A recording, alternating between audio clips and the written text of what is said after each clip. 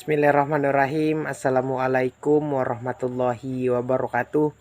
Sebelumnya perkenalkan, nama saya Adi Maulana dengan NIM 1910123213 dari kelompok 3 bersama dengan dua orang teman saya yang lainnya, yaitu ada Nurmila dan juga Zada Ramadana, di dalam mata kuliah bimbingan dan konseling di sekolah dasar, dan tentunya dengan dosen pengampu Bapak Ahmad Sugianto MPD dan Bapak Dr. Ali Rahman MPD. Dalam kesempatan kali ini kami dari kelompok 3 mendapatkan materi yang berjudulkan Paradigma Integrasi BK di Sekolah Dasar. Langsung saja kita masuk ke dalam materi yang pertama, yaitu bimbingan dan konseling di sekolah dasar. Seperti yang kita tahu, di sekolah dasar, guru kelas memiliki peran yang begitu besar dalam mendidik dan membimbing siswa-siswanya.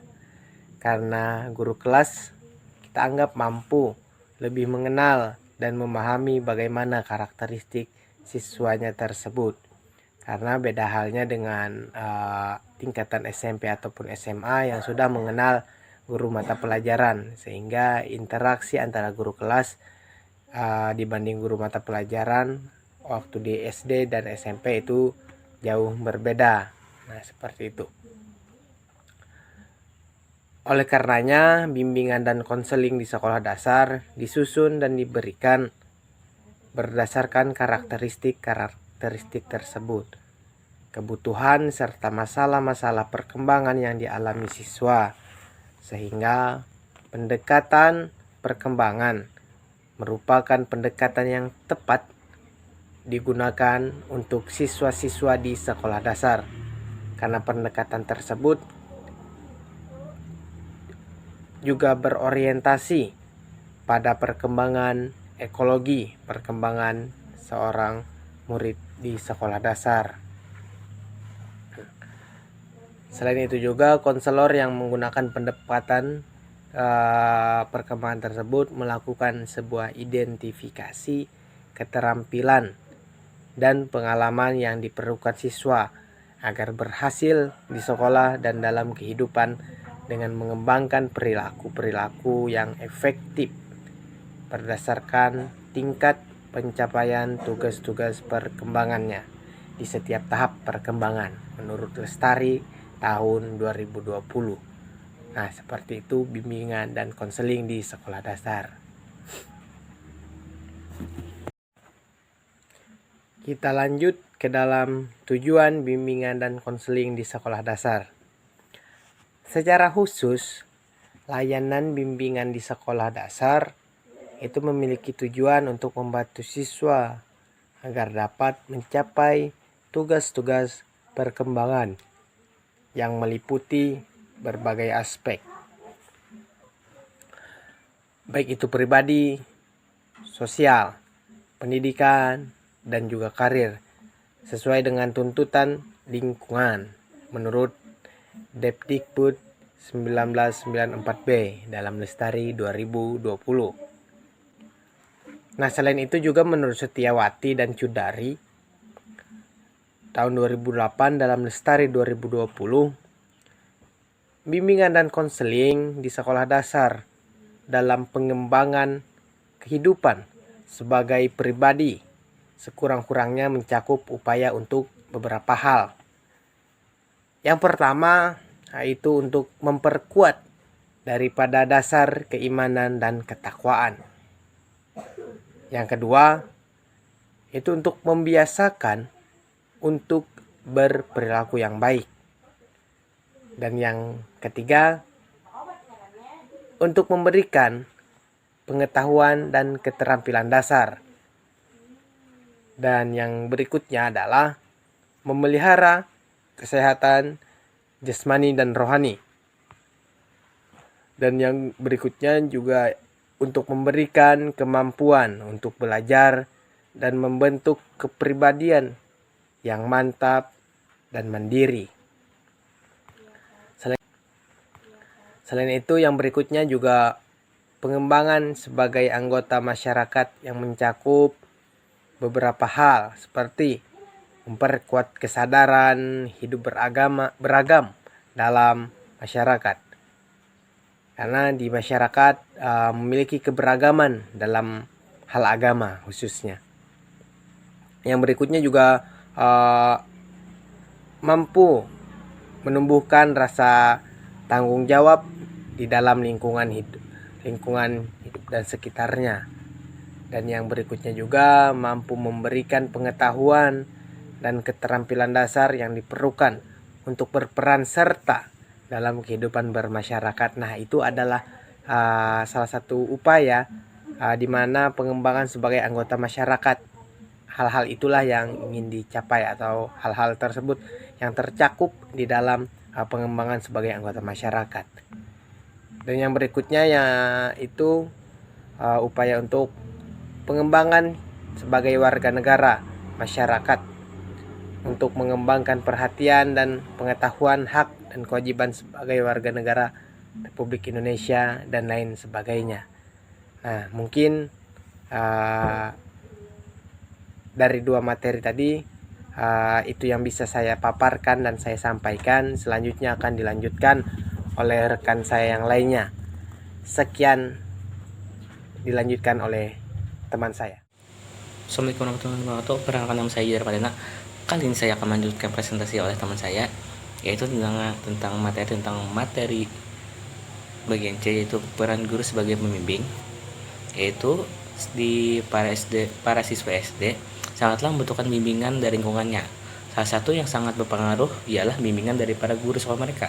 Terlebih lagi siswa SD merupakan masa-masa perkembangan yang masih sangat membutuhkan bimbingan. Maka dari itu, guru pembimbing di SD memegang peran yang sangat penting bagi para siswa SD tersebut. Seperti yang dijelaskan oleh Roman dan Sutirna, mereka mengatakan bahwa guru mempunyai peranan dan kedudukan kunci dalam proses pendidikan, terutama dalam pendidikan formal, bahkan membangun masyarakat pada umumnya. Melihat berbagai pendekatan dan model pembelajaran yang ada, karakteristik pembelajaran yang paling efektif menurut kami yaitu pendekatan PAIKEM, pendekatan pembelajaran aktif, inovatif, kreatif, dan menyenangkan. Nah, menurut Indrawati dan Muhammad Setiawan, penjelasan pilihan-pilihan PAIKEM di SD dapat dilihat sebagai berikut. Yang pertama ada pembelajaran aktif, yaitu proses pembelajaran yang lebih banyak berfokus pada peserta didik. Nah, di sini diusahakan para siswa lebih aktif seperti menulis, berdiskusi, menganalisa, dan bertanya. Nah, yang kedua ada pembelajaran kreatif, yaitu proses pembelajaran yang lebih banyak menstimulasi dan mendorong peserta didik untuk menyampaikan ide, pengembangan gagasan, dan membentuk pengetahuan sendiri dengan memanfaatkan berbagai fasilitator, dan salah satunya guru sebagai fasilitatornya. Seperti guru memberikan pembelajaran kayak video, PPT yang sangat menarik gitu kan, kayak cerita agar para siswa tidak bosan. Yang ketiga yaitu ada pembelajaran efektif, itu proses pembelajaran yang berhasil guna dan berdaya guna secara efektif dan efisien dalam membentuk menghasilkan apa yang seharusnya dikuasai dan dicapai oleh peserta didik setelah proses pembelajarannya. Yang pertama itu untuk agar berhasil dan efektif itu, yang pertama kita harus pengisian materi yang baik, yang kedua komunikasinya yang efektif, tiga penugasan dan antusiasme terhadap materi pelajaran yang terhadap juga positif terhadap siswanya, pemberian nilai yang adil, dan memberikan pendekatan yang enak kepada siswanya. Yang terakhir yaitu pembelajaran menyenangkan, proses pembelajaran yang penuh dan kegembiraan. Ya, dan contohnya dengan cara kita memberikan ice breaking dalam pelajaran, atau kita sering bercanda dalam pelajaran materi. Nah, dari saya sudah cukup, akan dilanjutkan oleh teman saya. Assalamualaikum warahmatullahi wabarakatuh. Perkenalkan, nama saya Normila, NIM 1910123120006. Nah, jadi di sini saya akan melanjutkan presentasi dari teman kelompok saya sebelumnya. Di sini saya akan membawakan poin bagian D, yaitu paradigma integrasi bimbingan dan konseling di SD. Nah, jadi paradigma di sini berfungsi sebagai peta atau jalan untuk para konselor bertindak. Nah, dalam bimbingan dan konseling di SD, posisi paradigmatik dipegang oleh konselor untuk memandu praktik mereka dan meningkatkan kompetisi mereka dalam menetapkan landasan yang mendasari seluruh proses konseling. Nah, jadi seluruh proses konseling di sini itu didasari dengan peta atau jalan oleh para konselor dengan paradigma. Jadi paradigma di sini berfungsi sebagai peta atau jalan untuk bertindak oleh para konselor, digunakan untuk menjadi peta oleh para konselor. Nah, dalam melaksanakan program bimbingan dan konseling di sekolah, terdapat berbagai macam paradigma atau pendekatan. Nah, jadi paradigma yang digunakan oleh para konselor untuk menjadi peta atau jalan di sini adalah berupa pendekatan. Jadi pendekatan yang ada dalam program bimbingan dan konseling di sini digunakan oleh para konselor untuk menjadi peta atau jalan untuk mereka melakukan layanan bimbingan dan konseling di sekolah. Nah, paradigma atau pendekatan ini merupakan pola pikir yang menjadi acuan ketika sekolah itu melaksanakan program bimbingan dan konseling. Nah, jadi paradigma ini digunakan oleh para konselor di SD untuk menjadi peta atau jalan untuk mereka menjadi acuan untuk melakukan layanan program bimbingan dan konseling di SD.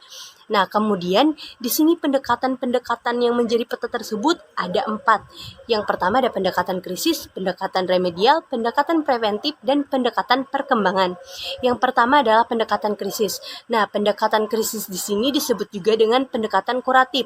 Ini merupakan upaya bimbingan yang diarahkan kepada individu yang mengalami krisis atau masalah. Bimbingan ini bertujuan mengatasi krisis atau masalah-masalah yang dialami individu.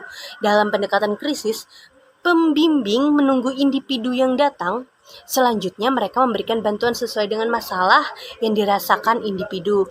Jadi di sini individu akan mengalami masalah lalu datang kepada pembimbing dan pembimbing akan membantu individu tersebut untuk menyelesaikan masalahnya. Kemudian ada pendekatan remedial. Nah, pendekatan pembimbing dan pembimbing akan membantu individu tersebut untuk menyelesaikan masalahnya. Kemudian ada pendekatan remedial. Nah, pendekatan remedial di sini merupakan pendekatan bimbingan yang diarahkan kepada individu yang mengalami kelemahan atau kekurangan. Tujuan bimbingan ini adalah untuk membantu memperbaiki kekurangan, kelemahan yang dialami individu. Dalam pendekatan ini, pembimbing memfokuskan tujuannya pada kelemahan-kelemahan individu dan selanjutnya berupaya untuk memperbaikinya. Jadi di sini para pembimbing akan melihat atau mencari kelemahan-kelemahan dari individu. Kemudian kelemahan tersebut akan dibantu oleh para pembimbing. Para pembimbing akan berupaya untuk memperbaikinya. Nah, begitulah pendekatan remedial. Kemudian pendekatan berikutnya adalah pendekatan preventif. Nah, pendekatan preventif merupakan pendekatan yang diarahkan pada antisipasi masalah-masalah umum individu. Pendekatan ini berupaya untuk mencegah jangan sampai masalah tersebut menimpa individu. Pembimbing memberikan beberapa upaya seperti informasi dan keterampilan untuk mencegah masalah tersebut. Jadi, pendekatan preventif ini berupaya untuk mencegah jangan sampai individu tersebut terkena masalah yang tidak diinginkan. Kemudian pendekatan terakhir adalah pendekatan perkembangan. Nah, pendekatan perkembangan di sini menekankan pada pengembangan potensi dan kekuatan yang ada pada individu secara optimal. Nah, setiap potensi dan kekuatan-kekuatan tertentu melalui penerapan berbagai teknik pembimbingan potensi, kemudian kekuatan-kekuatan tersebut dikembangkan. Nah, jadi di sini para pembimbing akan melihat perkembangan si individu yang kekuatan-kekuatan perkembangan tersebut ada di mana. Kemudian setelah menemukan kekuatan dari perkembangan tersebut, maka para pembimbing akan mengusahakan secara optimal agar kekuatan yang dimiliki individu tersebut bisa berkembang lebih baik lagi, seperti memanfaatkan kekuatan yang sudah dimiliki oleh individu tersebut. Itu tadi dari saya dan kelompok saya. Sekian dari kelompok kami. Terima kasih. Wassalamualaikum warahmatullahi wabarakatuh.